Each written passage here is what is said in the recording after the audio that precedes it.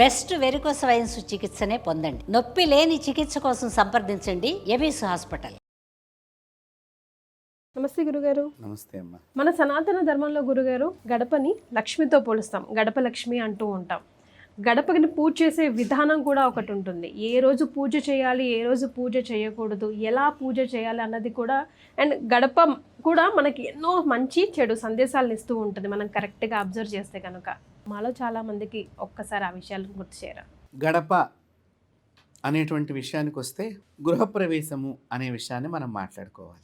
గురుగారు, గృహప్రవేశ సమయంలో మంచి ముహూర్తం చూసుకుని మనము ఆ గడప దగ్గర కూష్మాండము, నారికేళము, కొబ్బరికాయ, నారికేళం అంటే కూష్మాండం అంటే గుమ్మడికాయ, నిమ్మకాయని మనం కట్ చేసిన తర్వాత లోపలికి మనం ప్రవేశిస్తాము.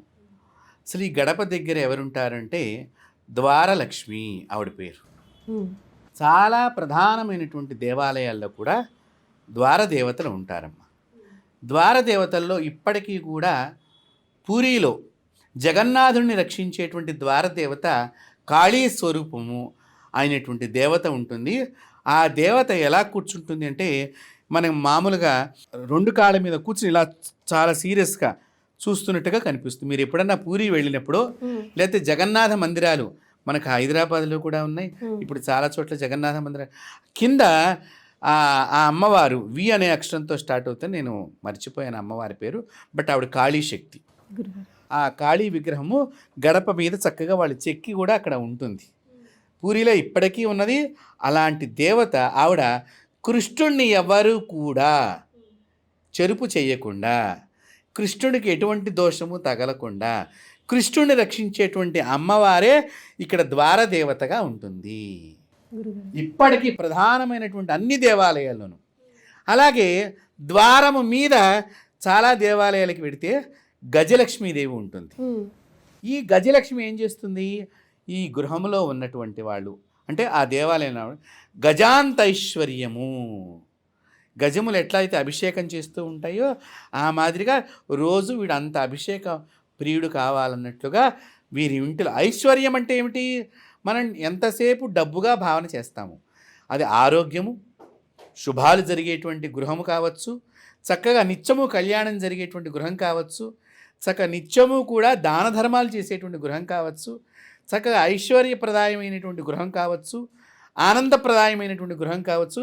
ఇలాంటివన్నిటినీ కూడా ఏనుగు మీద నిలబడి మనం రూపాయి కాయను పైకి ఎగరిస్తే ఎంత దూరం అయితే పెడుతుందో అంతకాలము కూడా నీ ఇల్లు ఆ మాదిరిగా ఉండాలని చెప్పేదే ఈ గడప పైన ఉండేటువంటి గజలక్ష్మీదేవి యొక్క. గడప కింద ఒక దేవత, గడప పైన ఒక దేవత. చూడండి ఇక్కడ మనం ఇల్లు కట్టేటప్పుడే చాలామంది మేము ప్రధాన ద్వారం ఎప్పుడు పెట్టుకోవాలి అని చెప్పి మన దగ్గర ఉండేటువంటి సిద్ధాంతులందరినీ కూడా మంచి ముహూర్తం అడిగి ఆ ప్రధానమైనటువంటి ద్వారాన్ని అక్కడ ఏర్పాటు చేస్తాం. అంటే ప్రతి నిమిషము కూడా మంచి శక్తి ఆ ఇంట్లోకి ప్రవేశించాలి. ఈ ద్వారం మీరు అడిగినట్లుగా గడప లక్ష్మి అని అన్నారు, ఆవిడనే ద్వారశ్రీ అని అంటారు. ఈ గృహప్రవేశం అప్పుడు ఈ ద్వారానికి ముందరగా పూజ చెయ్యాలి. షోడశ ఉపచారాలన్నీ చెయ్యాలమ్మా. దానికి ముందరగా వినాయకుడి పూజ చెయ్యాలి. వినాయకుడి పూజ కూడా ఆ గడప మీదనే పసుపు ముద్ద పెట్టి స్వామివారికి పూజించిన తర్వాత మళ్ళీ ఆ దాని మీదనే తమలపాకు వేసి ద్వారదేవతలాగా భావన చేసి ఆ తమలపాకు మీదనే అమ్మవారికి మనం పూజ చేస్తూ ఉండాలి. ద్వారశ్రీ అయిన మహా ఆవాహయామి స్థాపయామి పూజయామి అనేటువంటి లక్ష్మీనామావళి ఉంటుంది. ఆ విధంగానే ఆమెను పూజించి హారతంతా ఇచ్చిన తర్వాత అప్పుడు ముహూర్త సమయానికి ఆ ద్వారదేవత ఎలా రక్షించాలి అంటే బాగా మంచిగా భోజనం చేసి మంచి బలంగా ఉండి ఆ అమ్మవారు లోపల యజమానిని రక్షించాలి. ఈ ద్వారం లోపలికి ఎటువంటి దుష్టశక్తులు రావద్దు. ఇప్పటిదాకా పనిచేసినటువంటి వారు పనికొచ్చే వాళ్ళ దగ్గర కూడా అశౌచం ఉండవచ్చు. ఎందుకంటే మనం మామూలుగా వాళ్ళకి తెలియదు, మైలు వచ్చిందా లేదో తెలియదు, వాళ్ళ చుట్టాలు బంధువులు పోయి ఉండవచ్చు, మళ్ళీ మనం డ్యూటీ మానేసుకుంటే డబ్బులు రావు, ఇలా రకరకాలుగా కట్టే సిమెంట్ వర్కర్స్ దగ్గర కానివ్వండి, కార్పెంటరీ వర్కర్స్ దగ్గర కానివ్వండి, పెయింటింగ్ వర్కర్స్ దగ్గర కానివ్వండి, స్లాబ్ వర్కర్స్ దగ్గర ఎక్కడైనా ఏదైనా దోషాలుంటే ఈ ద్వారము దగ్గర ఈ కూష్మాండాన్ని, నారీకేళాన్ని, నీంబూ ఫలం అంటే నిమ్మకాయని మనము కట్ చేసిన తర్వాత దానికి ఎర్రని కుంకుమ వేసిన తర్వాత బలిగా ఆ ద్వారదేవతకి సమర్పణ చేసిన తర్వాత చక్కని ముహూర్తానికి లోపలికి అడుగు పెడతాం. ఇది ద్వారదేవత యొక్క శక్తి.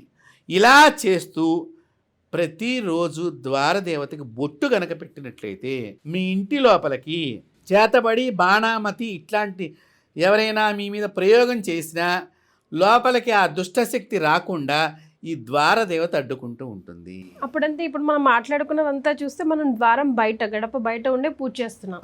మరి లోపల ఉండి పూజ చేయాలా, బయట ఉండి పూజ చేయాలా, గడప లక్ష్మికి అన్న కాంట్రవర్సీ ఎక్కడి నుంచి వచ్చింది గురువుగారు? అంటే ఇప్పుడు నేను చెప్పిందంతా గృహప్రవేశం ముందర కాబట్టి ఇదంతా బయట నుంచే మనం పూజ చేస్తాము. ఇప్పుడు లోపలికి వెళ్ళాము, లోపలికి వెళ్ళిన తర్వాత కూడా గృహప్రవేశం అయిపోయాం, 1 సంవత్సరం అయిపోయింది. ఇప్పుడు మనం ఎలా గడపని పూజించాలంటే కూడా చక్కగా బయటకు వచ్చి చక్కని పవిత్ర జలాలతో ఒక బట్ట తీసుకుని ఆ బట్టని తడిపేసి ఆ గడపనంతా తుడిచేసేసి, రోజు తుడవాలి అంటే సమయం అవుతుంది కాబట్టి కనీసం శుక్రవారం రోజునన్నా చక్కని బట్టతో తుడిచేసేసి పసుపు రాసి 5 బొట్లు పెట్టాలమ్మా.